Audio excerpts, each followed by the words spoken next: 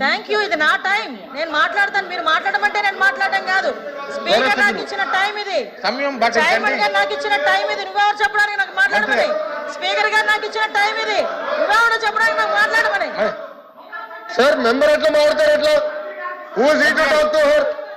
కూర్చోండి. గౌరవ మంత్రి గారు మాట్లాడుతుంటే మెంబర్ గారు ఎట్లా ఎగతాళి చేస్తే మాట్లాడతాం కరెక్టా సార్? కంట్రోల్ చేయండి, సభ్యులు కూర్చోండి. అరే ఒక మంత్రి మాట్లాడుతుంటే ఎగతాళి చేస్తే మెంబర్ మాట్లాడతారా? మీరు కంటిన్యూ చేయండి. ఏంటి సార్ ఇది? హౌస్ కంట్రోల్ చేయండి సార్. ఇది హౌస్ ని ఆర్డర్ లో పెట్టుకోండి సార్.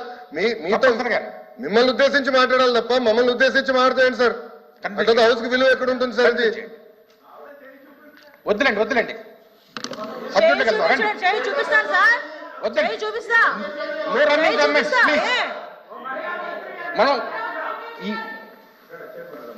మనం ఎక్కువ ప్రశ్నలు ఉన్నాయి, ప్రశ్నలకు చక్కటి సమాధానం రాపించాలి. అందులో కొంచెం ఒక సమయంగా మీరు ఉన్నదని కోరుతున్నాను.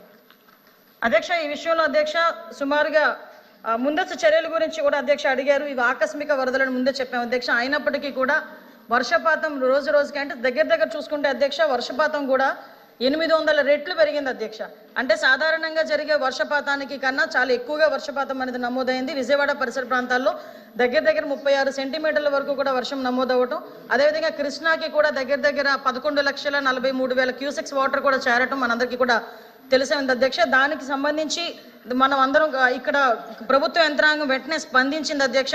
వెంటనే స్పందించి ఇమీడియట్ గా ఇక్కడ సుమారుగా 294 సహాయ శిబిరాలు, అదేవిధంగా 1717 మెడికల్ శిబిరాలు కూడా ఏర్పాటు చేసుకోవడం జరిగింది. దాంతో పాటు వాళ్ళందరికీ కూడా 10 రోజులకి సంబంధించి 1,15,00,000 ఫుడ్ ప్యాకెట్స్ కూడా వాళ్ళందరికీ పంపించడం. రిలీఫ్ సంబంధించి ఫుడ్ ప్యాకెట్సే కాదు అధ్యక్ష, క్యాండిల్స్, మ్యాచ్ బాక్సుల దగ్గర నుంచి మొదలు పెట్టుకుని వాటర్ బాటిల్స్ వాటికి యూజ్ చేసుకోవడానికి కూడా, తాగడానికి కాదు అధ్యక్ష, వాటర్ యూజ్ చేసుకునే దానికి కూడా వాటర్ కూడా పంపించుకునే ఏర్పాటు కూడా మనందరం కూడా చేసుకున్నాం అధ్యక్ష.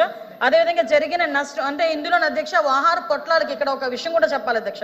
ఒక దార్శనికత కలిగిన నాయకుడు ఒక క్రైసిస్ని ఎలా మేనేజ్ చేస్తారని చెప్పడానికి ఒక బెస్ట్ ఎగ్జాంపుల్ కింద చెప్పొచ్చు అధ్యక్ష.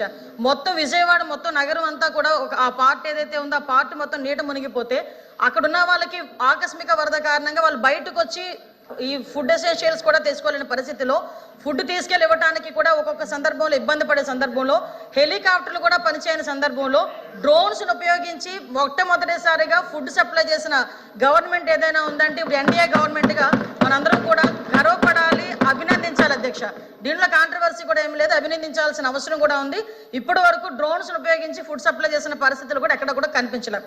దీంతో అధ్యక్ష మొత్తం జరిగిన నష్టం అధ్యక్ష దగ్గర మనకి వ్యవసాయానికి చూసుకున్న అధ్యక్ష 23,297.45 హెక్టార్లు, హార్టికల్చర్ 11,177.77 హెక్టార్స్, పశు సంవర్ధక సంఖ్యలో 89,010, మత్స్య పరిశ్రమ 632, దెబ్బతిన్న గృహాలు 98,662, R&B రోడ్స్ దగ్గర నుంచి చూసుకుంటే అధ్యక్ష 664.810 కిలోమీటర్స్ అధ్యక్ష.